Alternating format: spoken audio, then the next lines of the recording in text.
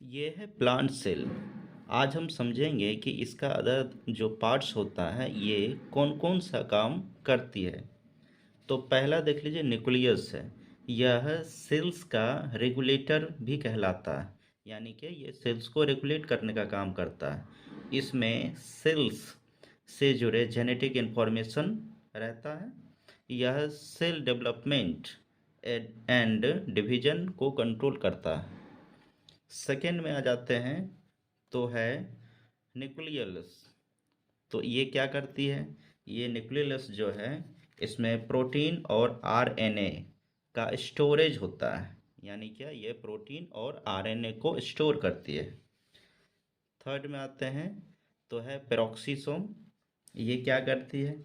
यह सेल में उपस्थित, यानी कि सेल में प्रेजेंट पॉइजनस केमिकल्स को जो है डिस्ट्रॉय करने का काम करते हैं। यानी क्या, केमिकल जो पॉइजनस होती है उसको पहचान करके उसको डिस्ट्रॉय करने का काम करते हैं। आगे चलते हैं तो अगला है राइबोसोम। ये क्या करते हैं? तो ये प्रोटीनों के जो प्रोडक्शन होता है उसमें अपना हेल्प प्रदान करते हैं, यानी कि हेल्प करते हैं प्रोटीन प्रोडक्शन में। फिर आगे है हेमाइलोप्लास्ट। ये क्या करती है? तो एमाइलोप्लास्ट जो है, ये प्लांट्स में जो ऑयल फैट्स वगैरह जो होता है उसको स्टोर करने का काम करते हैं। यानी क्या, ऑयल फैट्स एंड लिपिड को स्टोर करती है।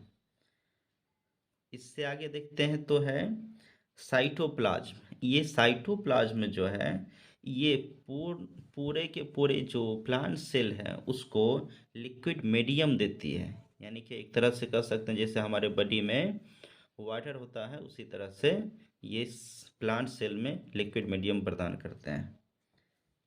उससे आगे देखते हैं तो जैसे ऊपर में देख लीजिए, एंडोप्लाज्मिक रेटिकुलम है। ये क्या करती है?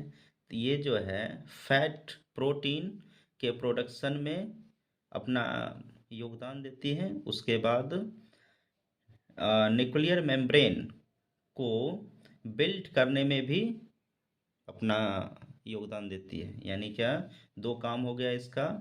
एक फैट प्रोटीन प्रोडक्शन का काम करना, दूसरा जो न्यूक्लियस मेम्ब्रेन होता है उसको बिल्ड करना। उसके बाद देखते हैं गोल्जी एपरेटस। ये क्या करते हैं?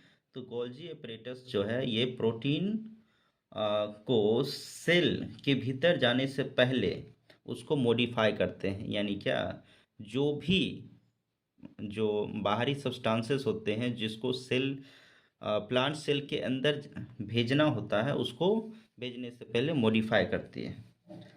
उसके बाद हुआ क्लोरोप्लास्ट। ये क्या करते हैं?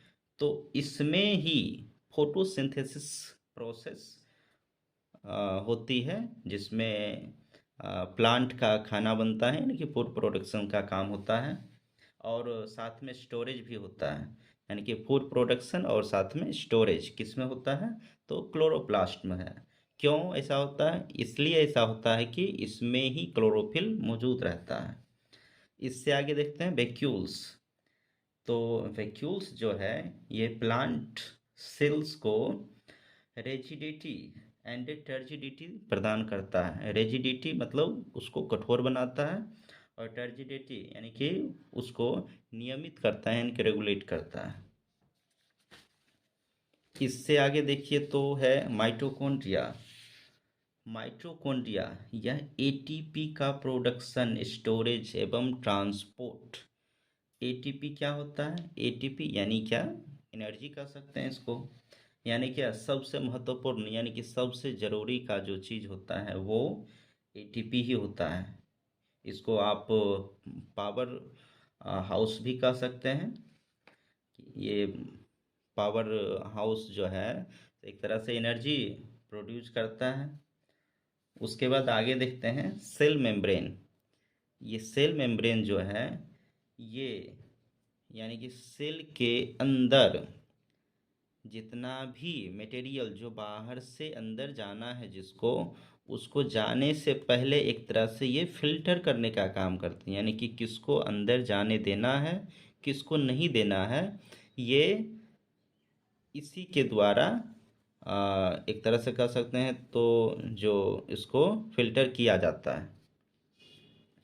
उसके बाद हो गया सेल वॉल, यानी ये सेल वॉल ये नाम से भी यहाँ पर देखने को मिलता है। सेल वॉल जो है एक तरह से इसको प्लांट सेल को दूसरे प्लांट सेल के साथ कनेक्शन भी देता है और साथ में इसको दूसरे से अलग भी रखता है, यानी कि प्रोटेक्शन भी देता है। तो ये रह गया, यानी कि कंसाइज रूप में अलग अलग पार्ट्स का जो काम होता है वो हमने बताया। इसको डिटेल्स में बताने से ये वीडियो भी लॉन्ग हो जाएगा। तो अगर अच्छा लगे तो इसको शेयर लाइक ज़रूर कीजिए।